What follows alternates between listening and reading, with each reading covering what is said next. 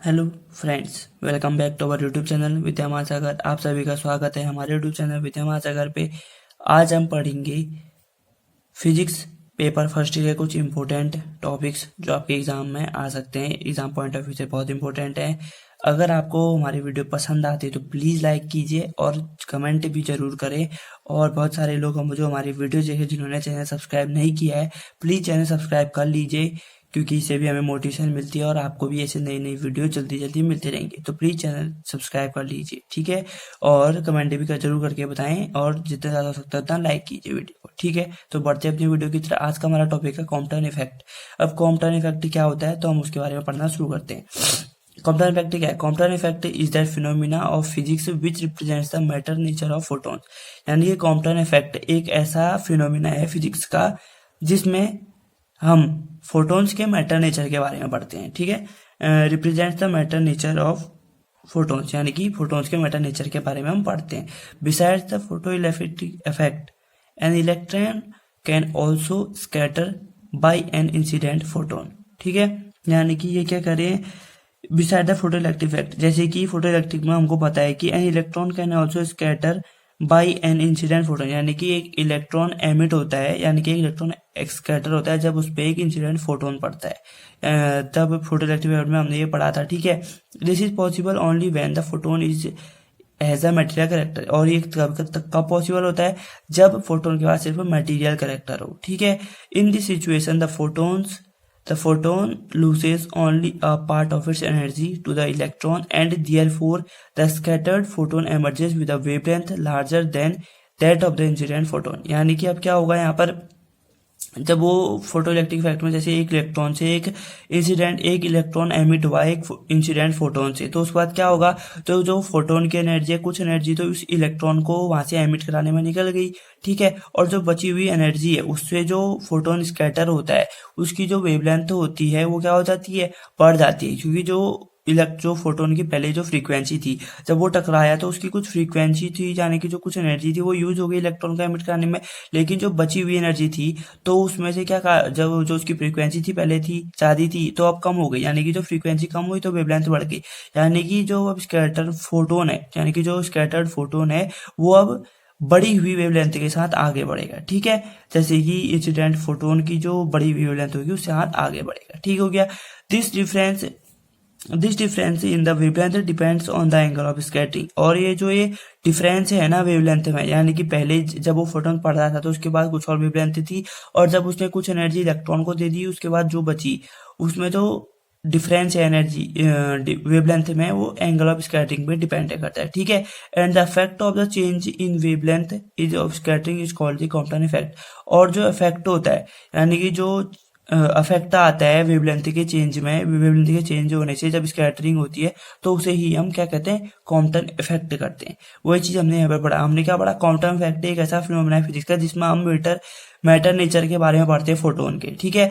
जैसे कि photo electric effect में होता है कि एक इलेक्ट्रॉन कब निकलता है, जब उसमें एक इंसिडेंट फोटोन पड़ता है। तो वैसे ही जब इंसिडेंट फोटोन पड़ता है तो फोटोन की कुछ एनर्जी इलेक्ट्रॉन का एमिट करने में लूज हो जाती है, और जो बची हुई एनर्जी होती है, यानी कि जो कम एनर्जी जो पहले इसकी ज्यादा थी अब कम हो गई, यानी कि जो उसकी फ्रीक्वेंसी थी वो भी कम हुई, तो फ्रीक्वेंसी कम होने की वजह से उसकी वेवलेंथ बढ़ गई, यानी कि जो नया स्कैटर्ड फोटोन है उसकी जो वेवलेंथ है वो पहले से ज्यादा हो जाएगी, ठीक है। और जो ये वेवलेंथ के बीच का जो डिफरेंस है, यानी कि पहले अलग और अभी अलग, उनके बीच का जो वेवलेंथ के बीच का जो डिफरेंस है वो क्यों होता है, एंगल ऑफ स्कैटरिंग के कारण। और जो ये एंगल ऑफ स्कैटरिंग है वेवलेंथ में, इसी स्कैटरिंग को हम क्या कहते हैं, कॉम्पटन इफेक्ट कहते हैं, ठीक है दोस्तों।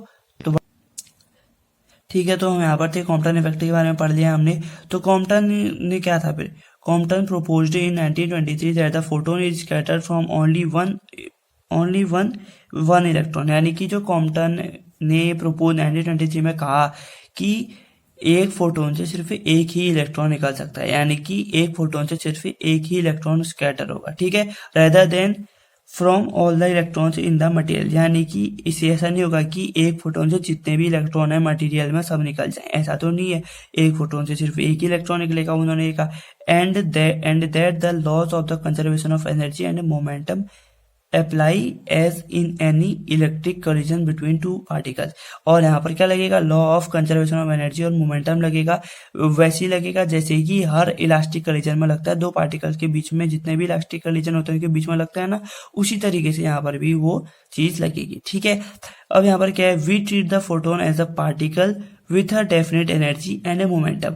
हम फोटोन को ऐसे ट्रीट करते हैं, एज अ पार्टिकल ट्रीट करते हैं उसको जिसकी डेफिनेट एनर्जी है और उसका क्या है, एक परफेक्ट मोमेंटम है, उसको ऐसे क्या करते हैं, ट्रीट करते हैं। ठीक है, scattering takes place in a plane which we take to be x y plane. यानी कि जो स्कैटरिंग है वो एक प्लेन में प्लेस करते हैं। जैसे एक प्लेन बनाया हमने, जो ये डायग्राम में इसको भी समझेंगे, which we take to x y plane, जिसे हम एक्स वाई प्लेन कहते हैं। ठीक है, both x and y components must be conserved, यानी कि जो एक्स और वाई प्लेन है दोनों कंपोनेंट जो हैं वो कंजर्व होने चाहिए, because of the vector nature of linear momentum. और जो क्यों होने चाहिए कंजर्व, क्योंकि जो वेक्टर नेचर होता है लीनियर मोमेंटम उसकी वजह से वहां पर दोनों कंजर्व होने चाहिए। ठीक है, now we can write the conservation laws as. तो अब हम जो कंजर्वेशन लॉ पढ़े, यानी कि conservation of energy, conservation of momentum के बारे में जो पढ़े थे, उनको हम ऐसे लिख सकते हैं। ठीक है, कैसे लिख सकते हैं, ऐसे लिख सकते हैं, देखो ये जैसे कंजर्वेशन ऑफ एनर्जी लिखी है, h nu plus m naught c square is equal to h nu dash plus e dash. ठीक है, यानी कि एच न्यू क्या है, एच होता है प्लांक्स कांस्टेंट, न्यू होता है हमारी फ्रीक्वेंसी, एम नॉट होगा मास, सी होगा स्पीड ऑफ लाइट, और यहाँ पर भी एच न्यू डैश यानी कि जो न्यू डैश दूसरी फ्रीक्वेंसी है। जो पहले जो फोटोन में हमने पढ़ा था कि जो फोटोन पढ़ रहा था तब उसकी एनर्जी कुछ और थी, और जब वो एमिट करता है यानी कि जब वो टकराता है तो उसकी वेवलेंथ कुछ और हो जाती है।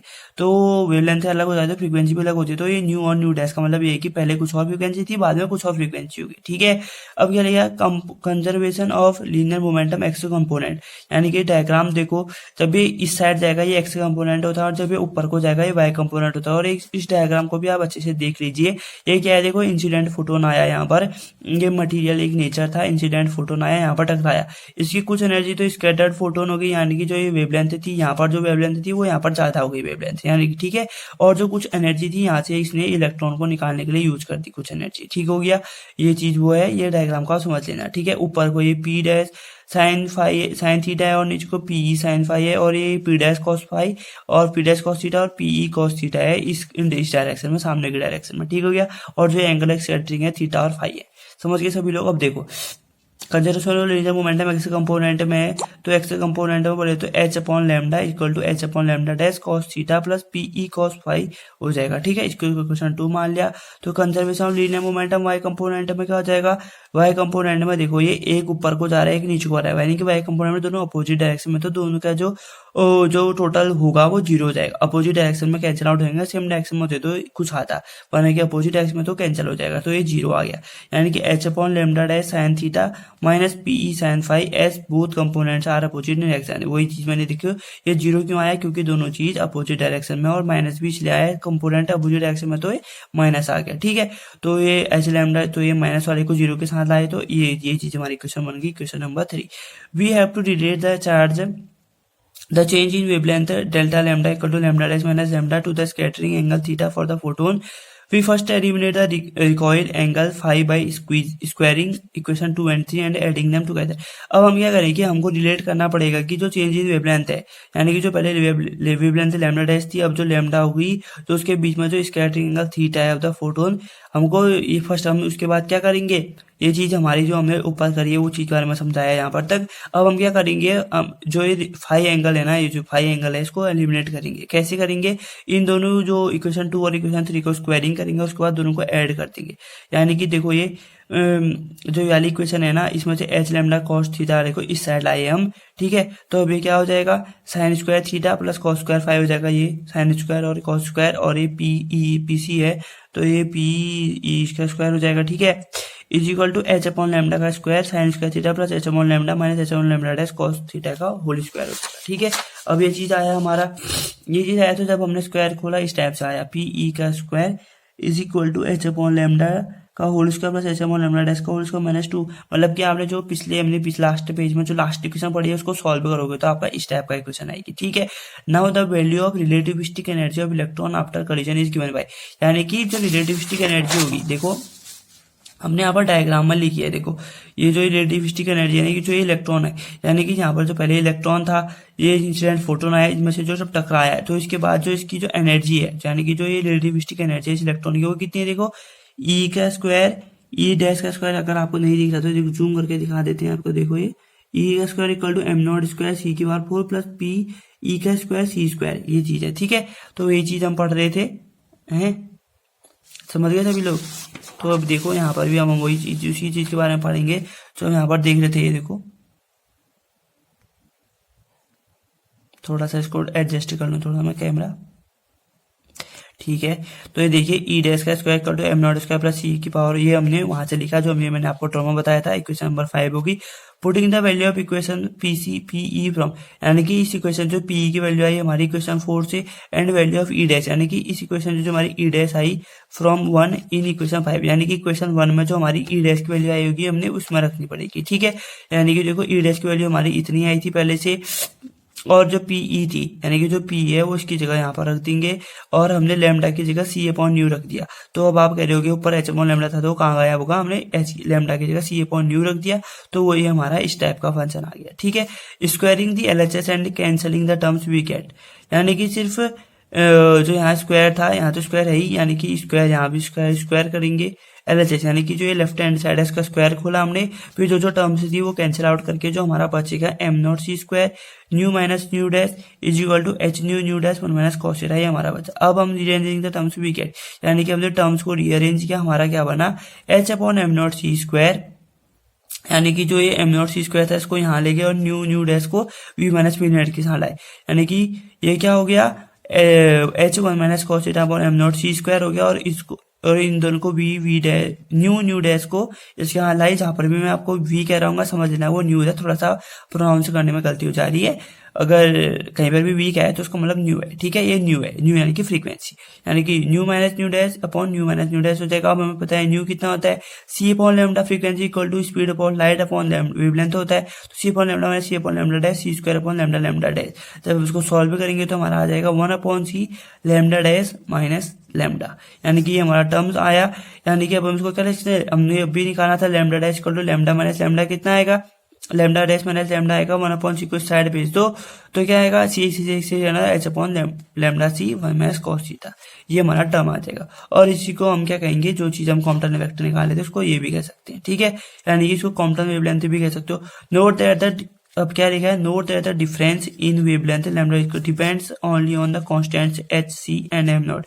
अब देखो हमारे क्वेश्चन इसमें एक वाली क्वेश्चन क्या आ रही है, एच एम और सी के टर्म्स में, यानी कि जो ये लैम्डा और जो डिफरेंस है ना इनकी वेवलेंथ के बीच का जो डिफरेंस है ये डिपेंड किसी पे करता है, एच पे यानी कि प्लैंक्स कांस्टेंट, एम यानी कि मास पे, सी यानी कि स्पीड ऑफ लाइट पे, सिर्फ इन पे डिपेंड करता है। In addition to the scattering angle theta the quantity h upon lambda C has the dimensions of wavelength and is given as, यानी कि देखो in addition to the scattering angle theta, ये जो ऊपर के टर्म्स में आ गया, यानी कि जो क्वांटिटी है अपॉन एम लैम्डा सी, उनकी जो डायमेंशन है वेवलेंथ इज गिवन एज, यानी कि उनका कुछ डायमेंशन है तो हम उसको कैसे ले सकते हैं, H lambda C is equal to H upon M naught C, यानी कि मैं कॉस थीटा को हमने हटा दिया, यानी कि ये हमारा कॉम्पटन वेक्टर की वैल्यू आएगी, कॉम्पटन वेवलेंथ कहेंगे और इन सब की जगह वैल्यू रख देंगे तो हमारा कितना आएगा कॉम्पटन वेवलेंथ। अब कहोगे वैल्यू क्या रखी, एच कितना था प्लैंक्स कांस्टेंट यानी कि 6.6 इंटू 10 की पावर माइनस 34, और एम होता है मास, इलेक्ट्रॉन की बात करें तो 9.1 इंटू 10 की पावर माइनस 31 kg, और सी स्पीड ऑफ लाइट है 3 इंटू 10 की पावर 8 मीटर पर सेकंड, ये सभी आपको पता है। तो यहाँ पे जब हम सॉल्व करेंगे तो हमारा जो चीज आएगा ये वो हमारा कॉम्पटन इफेक्ट हो गया, ठीक है दोस्तों। तो ये चीज था हमारा कॉम्पटन इफेक्ट। कॉम्पटन इफेक्ट को मैं आपको फटाफट से बता देता हूँ। कॉम्पटन इफेक्ट में हमने क्या पढ़ा, कॉम्पटन इफेक्ट क्या है, एक ऐसा फिनोमेना है फिजिक्स का जिसमें हम मैटर फोटोन के मैटर नेचर के बारे में पढ़ते हैं, ठीक है। जैसा कि फोटो इलेक्ट्रिक इफेक्ट में हमने पढ़ा है कि जब एक फोटोन पड़ता है, एक इंसिडेंट फोटोन पड़ता है किसी भी मटेरियल पे तो उसे एक इलेक्ट्रॉन निकलता है, यानी कि जब एक इलेक्ट्रॉन निकलता है तो उसमें जो फोटोन की कुछ एनर्जी उस पर यूज होती है, उस इलेक्ट्रॉन को निकालने में फोटोन की कुछ एनर्जी लूज होती है। तो जब वो एनर्जी लूज हुई इलेक्ट्रॉन करने में, ठीक है, तो उस एनर्जी लूज के कारण जो उसकी फ्रीक्वेंसी थी वो ओरिजिनल फ्रीक्वेंसी से कम हो जाती है, यानी कि फ्रीक्वेंसी कम तो उसकी वेवलेंथ बढ़ जाएगी, क्योंकि h nu is equal to c upon lambda हो जाएगा, यानी कि फ्रीक्वेंसी और लैम्डा एक दूसरे के इनवर्सली प्रोपोर्शनल होते हैं, यानी कि अगर लैम्डा बढ़ेगा तो फ्रीक्वेंसी घटेगी, अगर लैम्डा घटेगा तो फ्रीक्वेंसी बढ़ेगी, उल्टा होता है एक दूसरे का, ठीक है। तो ये चीज है। तो जो वेवलेंथ थी उसकी फोटोन की, जो जितनी उसकी पहले मतलब इंसिडेंट होने से पहले उसकी जो वेवलेंथ थी उससे ज्यादा हो जाएगी इंसिडेंट करने के बाद, ठीक है, ये चीज पढ़ा। और जो उनकी वेवलेंथ में जो डिफरेंस आया वो क्यों आया, एंगल ऑफ स्कैटरिंग की वजह से, एंगल ऑफ स्कैटरिंग। और जो ये एंगल ऑफ वेवलेंथ स्कैटरिंग में जो चेंज आया, टोटल जो चेंज आया वेवलेंथ में जो चेंज आया स्कैटरिंग की वजह से, उसे हम क्या कहते हैं, कॉम्पटन इफेक्ट, ठीक है। फिर कॉम्पटन इफेक्ट में एक और चीज में बात है कि एक फोटोन से सिर्फ एक ही इलेक्ट्रॉन निकलेगा, ऐसा नहीं कि एक फोटोन पड़ा और सारे इलेक्ट्रॉन उसमें से निकल गए, सिर्फ एक फोटोन से एक ही इलेक्ट्रॉन निकलेगा, ठीक है। और यहाँ पर क्या हो गया, law of conservation of energy और मोमेंटम का यूज करेंगे यहाँ पर, जैसा कि हम यूज करते हैं दो पार्टिकल के बीच में जो कोलिजन होता है उसको यूज करते हैं, ठीक है। फिर वही चीज है, फिर हमने ड्रॉ को एज्यूम किया, यानी कि एक्स वाई प्लेन में लिया कि एक्स वाई प्लेन में वो स्कैटरिंग कर रहे हैं, फिर एक्स कंपोनेंट लिए, वाई कंपोनेंट लिए, फिर हमने इसको जब प्रूफ किया तो धीरे धीरे करके प्रूफ करके हमारा लास्ट में हमारा क्वेश्चन आ गया था, ठीक है। तो मैं उम्मीद करता हूँ कि आपको कॉम्पटन इफेक्ट समझ में आएगा। मैंने बिल्कुल अच्छे तरीके से, जितना अच्छा हो सकता है उतने अच्छे तरीके से आपको समझाने की कोशिश करी है।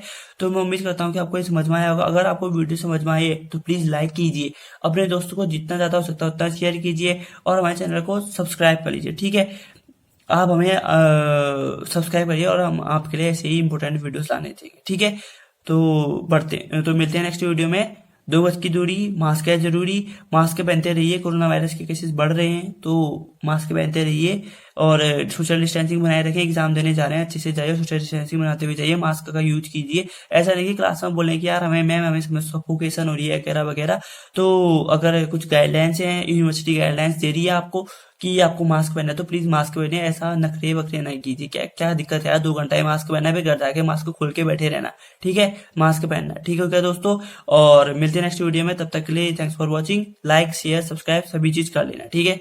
तो मिलते हैं नेक्स्ट वीडियो में, तब तक के लिए thanks for watching, take care. आप सभी का देखने के लिए बहुत बहुत धन्यवाद। जय हिंद, जय भारत।